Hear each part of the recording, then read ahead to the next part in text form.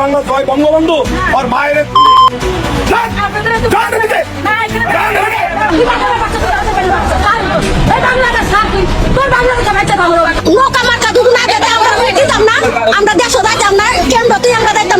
আওয়ামী লীগের মতো রাজনৈতিক দলকে যে কোনোভাবেই ঠেকিয়ে রাখা সম্ভব নয় সেটা আবারও জোর দিয়ে বলেছে বিলেতের দৈনিক দ্য গার্ডিয়ান। 2024 সালে সন্ত্রাসী আক্রমণের মুখে প্রবাসে বিশেষ করে ভারতে আশ্রয় নেওয়া আওয়ামী লীগ নেতাকর্মীদের নিয়ে এক প্রতিবেদনে পত্রিকাটি বলেছে যে নির্বাচন হোক বা না হোক আওয়ামী লীগ ফিরে আসছে। শুধু গার্ডিয়ানের প্রতিবেদন নয়, প্রবাসে থাকা আওয়ামী লীগ নেতৃবৃন্দের সঙ্গে আলাপ করেও জানতে পেরেছি যে আওয়ামী লীগ নেতৃবৃন্দ দেশে ফেরার ব্যাপারে এবার দৃঢ় প্রতিজ্ঞ। গ্রেফতার কিংবা মব সবকিছু মোকাবেলা করেই দেশে ফেরার ঘোষণা দিচ্ছেন তারা। একটা বহুল প্রচারিত কথা হচ্ছে রাজনীতিতে শেষ কথা বলে কিছু নেই। এই বহুল প্রচলিত প্রবাদ বাংলাদেশের প্রেক্ষাপটে হয়তো আবারও সত্যি হতে চলেছে। 2024 সালের আগস্ট মাসে এক প্রবল সন্ত্রাসের মধ্য দিয়ে যে দলটির দীর্ঘ 15 বছরের শাসনামলকে অবসান ঘটানো হয়েছিল, মনে করা হয়েছিল এবং বাংলাদেশের একদম শিশু থেকে বুড়ো বুদ্ধিজীবীরা পর্যন্ত বলা শুরু করেছিলেন যে আওয়ামী লীগকে ইতিহাসের আস্থা করে ফেলে দেওয়া হয়েছে, আওয়ামী লীগ আর ফিরে আসবে না। কিন্তু মাত্র 17 মাসের ব্যবধানে লন্ডনের প্রভাবশালী সংবাদ মাধ্যম দ্য গার্ডিয়ান যে চিত্র তুলে ধরেছে তা কেবল একটি রাজনৈতিক সংবাদ নয়, বরং এটি ভূ রাজনৈতিক ক্ষমতার পালাবদলের এক গভীর সতর্ক বার্তা এবং সত্য। দৃশ্যত আওয়ামী লীগ আজ বাংলাদেশে নিষিদ্ধ, তাদের হাজার হাজার নেতা কর্মী পালিয়ে আছে, শীর্ষ নেতারা কারাগারে কিংবা মৃত্যুদণ্ডপ্রাপ্ত। কিন্তু সীমান্তের ওপারে কলকাতার কোলাহল মুখর শপিং মল কিংবা দিল্লির কঠোর নিরাপত্তা বলয়ে যে ছক কষা হচ্ছে তা আমাদের প্রচলিত হিসাব নিকাশকে বড় ধরনের ধাক্কা দিচ্ছে। আমাদের মানে বুঝিয়েছি বর্তমান যে সরকারটি আছে এবং তাদের যারা বশংবদ সমর্থক আছে তাদের কথা। গার্ডিয়ানের প্রতিবেদনটি গভীরভাবে যদি পাঠ করেন তাহলে বুঝতে পারবেন যে আওয়ামী লীগ আসলে কখনোই পুরোপুরি দৃশ্যপট থেকে হারিয়ে যায়নি। যে কথা আমি শুরু থেকে বলেছি, আমি বলেছি যে আওয়ামী লীগ আসলে বাংলাদেশের পলিটিক্সটা নিয়ন্ত্রণ করে। আওয়ামী লীগকে যখন আপনি পলিটিক্স থেকে সরিয়ে দেবেন, মাঠ থেকে সরিয়ে দেবেন, বাংলাদেশে কোনো রাজনীতি থাকে না। বাংলাদেশে যখনই আপনি রাজনীতি করবেন, যে কোনো রাজনীতি হোক, 71, স্বাধীনতা, মুক্তিযুদ্ধ, উন্নয়ন, আপনি যে কোনো কিছুর কথা বলেন না কেন, আপনাকে আওয়ামী লীগের কথা বলতে হবে। সুতরাং আওয়ামী লীগ দৃশ্যপট থেকে যে হারায়নি সে কথা গার্ডিয়ান বলছে। শফিকুল আলম, আমাদের ডাস্টবিন শফিক, তিনি অলরেডি তার কূটনৈতিক পাসপোর্ট জমা দিয়ে বাংলাদেশি পাসপোর্ট তুলেছেন। তারপরে আপনাদের টেকসই উন্নয়ন লক্ষ্যমাত্রা এলডিজির সমন্বয়কারক সিনিয়র সচিব সমতুল্য পদমর্যাদার লামিয়া মোর্শেদ উনি নিয়েছেন, আব্দুল হাফিজ নিয়েছেন, লুৎফা সিদ্দিকী নিয়েছেন, খলিলুর রহমানের প্রয়োজন নেই কারণ উনি 9 তারিখেই একটা চুক্তির জন্য আমেরিকা যাবেন, উনি ফিরবেন কিনা কেউ জানে না। মনির হায়দার উনি নিয়েছেন, আশিক চৌধুরী আগেই British citizen, Ali Riaz American citizen, Salahuddin Ahmed অর্থ মন্ত্রণালয় উনি নিয়েছেন। সবচেয়ে বড় বিষয় আমাদের আসিফ নজরুল আঙ্কেল উনিও নিয়েছেন, আদিলুর রহমান খান নিয়েছেন, আরিফ হাসান অলরেডি মারা গেছেন সুতরাং ওনার বিষয়ে তার কিছু নেই। তৌহিদ হোসেন উনি এখনো আছেন, উনি ওনার জায়গায় আছেন। সৈয়দ রেজওয়ানা বা আমাদের কন্ডম আপা উনি নিয়েছেন, শারমিন মোর্শেদ নিয়েছেন, সাখাওয়াত হোসেন নেননি, উনি ওনার মতোই আছেন। ডাক্তার খলিল হোসেন হাফি উনিও নেননি, উনি ওনার মতো আছেন। ফরিদা আক্তার নেননি, নূরজাহান বেগম নিয়েছেন। আর নাহিদার আসিফ যারা অতীতে পদত্যাগ করেছেন ওনাদের দুজনের কাছেই বাংলাদেশি পাসপোর্ট আছে অলরেডি। বিধান রঞ্জন রায় উনি নিয়ে রেখেছেন বাংলাদেশি পাসপোর্ট, তবে এখনো করেননি। সুদীপ্ত চাকমাও নিয়েছেন। ফারুকি আজম উনি অলরেডি ওনার হাতে আমেরিকান ভিসাই আছে। ওয়াহিদ মাহমুদের হাতেও আছে এবং ফজলে কবির খান উনিও নিয়েছেন।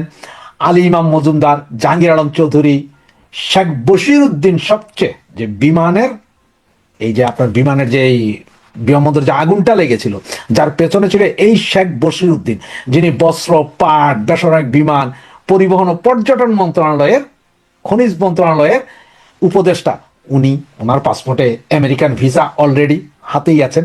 এবং আমাদের সবার মুস্তফা সরোয়ার ফারুকি উনি নিয়েছেন, মাহফুজ আলম নেননি, উনি নাকি দেশেই থাকবেন। চৌধুরী রফিকুল আকবর, সাইদুর রহমান, ফয়েজ আহমদ তৈয়ব, আনিস চৌধুরী, মোহাম্মদ শফিউর রহমান, এই সমস্ত লোকগুলোই বাংলাদেশি পাসপোর্ট অলরেডি নিয়েছেন। এবং এর মধ্যে আপনার ম্যাক্সিমাম আপনার এখানের মধ্যে প্রায় 12 বা 13 জন। এদের সকলের আমেরিকার ভিসা করার আছে, বাকি ফারুক আজম টাজম এদের সকলের ভিসার জন্য অলরেডি জমা দিয়ে দিয়েছিল গত সপ্তাহে, সেইটা আজ সকালে তুলেছে আমেরিকান ভিসা। এদের মধ্যে সবাই আসলে আমেরিকা যাবে না, কিছু কিছু যাচ্ছে ইস্ট তিমুর, কিছু কিছু যাচ্ছে ইস্ট তিমুর, কিছু কিছু যাচ্ছে আপনার মিডল ইস্টের দুবাইতে, কিছু যাচ্ছে কাতারে, এবং বাকিরা চলে যাবে সবাই আমেরিকাতে। এবং আপনার 4 জন সচিব এবং 8 জন উপসচিব এবং পুলিশের কিছু হাই প্রোফাইল বড় কর্মকর্তা যাদেরকে বাহির থেকে এনে বসানো হয়েছিল ওগুলো, এবং আমাদের কিছু পাম্পাস পরা সেনা অফিসার যারা আছে, ওই যে যাদের চাকরি নেই কিন্তু ইন্ডিয়া দখল করতে যায়, এই সমস্ত সহ টোটাল 140 জনের একটা লিস্ট এসেছে, যেখান থেকে আপনাদের এতগুলো নাম বললাম আমি। এরা সকলের ভিসা কনফার্ম। ইস্তিমুরের আছে প্রায় 40 জন ইস্তিমুর যাবে, তারপরে দুবাইতে থাকবে কিছু, ফারুকি, তারপরে আসিফ নজরুল, ডাক্তার ইউনূস সহ আরো প্রায় 33 জনের মতো, এরা সব আমেরিকার ভিসা করা আছে। এছাড়া কোনো সদস্য ইউরোপে যাবে না। তবে হ্যাঁ, বৈষম্য বিরোধী সন্ত্রাসী আন্দোলন যেটা ছিল 5ই আগস্টের পরে, সেই সন্ত্রাসী আন্দোলনে মারা গিয়েছিল ওই যে পানি নিয়ে, মুতের পানি একটা বিক্রি করতে যায়, তার ভাই পর্তুগালে চলে আসছেন, ও সম্ভবত 11 তারিখ ওর ফ্লাইট। এবং এদের সকলের ভিসা পরবর্তী, এদের সকলের ফ্লাইট অলরেডি নির্ধারিত হয়ে গেছে। সকলেই 13 তারিখ রাতের 2:30 থেকে শুরু করে 14 তারিখ সকালের ভিতরে সকলের ফ্লাইট আছে। ম্যাক্সিমাম লোকের ফ্লাইট হচ্ছে যে টার্কিশ এয়ারলাইন, টার্কিশের এয়ারলাইন্সের ফ্লাইট, কিছু কিছু আছে আপনার এয়ার আরবিয়ার ফ্লাইট, কারো কারো আছে কুয়েত এবং কাতার এবং এমিরাত, কুয়েত, কাতার, এমিরাত, টার্কিশ এবং ওই যে আপনার আরেকটা আছে এয়ার আরবিয়া। এই 5টা ফ্লাইটের মধ্যে এদের সকলের টিকিট করা আছে। কেউ হয়তো রাতের 2:30টার পরে, কারো হয়তো ভোর 5টায়, কারো আবার সকাল 8টার ভেতরে। তার মানে হচ্ছে রাতের 1টা থেকে 8টার ভেতরের ফ্লাইটগুলোতে ওনারা সবাই উঠে পগার পার হবেন 13 তারিখ থেকে 14 তারিখের ভেতরে। তবে হ্যাঁ, এর মধ্যে 8 জন আছে যারা 12 তারিখ রাতেই চলে যাবেন। তবে সকলের ম্যাক্সিমামের ফ্যামিলি চলে যাচ্ছে 11 তারিখ রাতে, 11 তারিখ রাতে। তার কারণ হচ্ছে যে ওনাদের মধ্যে একটা ভয় ঢুকে গেছে যে ক্ষমতায় যেই আসবে আসুক, জামাত আসুক আর বিএনপি আসুক, এই উপদেষ্টা পরিষদের ম্যাক্সিমাম গ্রেপ্তার হয়ে জেলে ঢুকবে। এই ভয়ের কারণেই তারা সব এখন পালানোর একটা রাস্তা করেছে। ওনাদের পরিবার, আমি তো আপনাদের বললামই যে 11 তারিখের ভেতরে ম্যাক্সিমাম পরিবার চলে যাবে। আর বাকি যাদের হাজব্যান্ড ওয়াইফ বা একটা বাচ্চা আছে তারা ওইভাবে টিকিট করেছে। তবে টিকিটটা 12 তারিখ রাতের 2:30, 12 তারিখ রাতের 2:30 মানে কিন্তু 13 তারিখ, হ্যাঁ 13 তারিখ এবং 14 তারিখ। তার মানে হচ্ছে আপনি নির্বাচনের ফলাফল ঘোষণার শেষ পর্যায়ে, মানে 2টার ভেতরে গণনা করে ঘোষণা করে ফেলতে পারবে, এরই ভিতরে খালি হয়ে যাবে। আর এর ভিতরে যদি অন্য কোনো প্রবলেম দেখা হয়, তাহলে এই যে উপদেষ্টা পরিষদ বা এই যে আপনার 4 জন সচিব, 8 জন উপসচিব এবং বড় বড় পুলিশের কিছু কর্মকর্তা, এরা সেনা ক্যাম্পে আশ্রয় নেবেন। যে সেনা ক্যাম্পে আশ্রয় নিয়ে পরে সেনাবাহিনীর প্রোটেকশনে ওনাদেরকে এয়ারপোর্ট পাস করে দেওয়া হবে, এইভাবেই ওনাদের প্ল্যান। সুতরাং এটা আসলে নির্বাচন হচ্ছে না, হচ্ছে আসলে গৃহযুদ্ধের একটা অবস্থান। সুতরাং দেখেন, এরা সকলেই অলরেডি বাংলাদেশি পাসপোর্টে এদের সকলের ভিসা রেডি।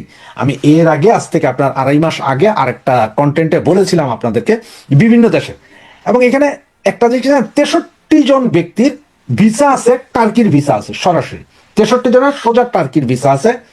ইস্তিমুরের ভিসা তো আছে, তবে ওই কেউ কেউ হয়তো টার্কি হয়ে ইস্তিমুর যাবেন, কেউ কাতার হয়ে যাবেন, কেউ কুয়েত হয়ে যাবেন। তো কাতার কুয়েতের ভিসা অনেকদিন নাই।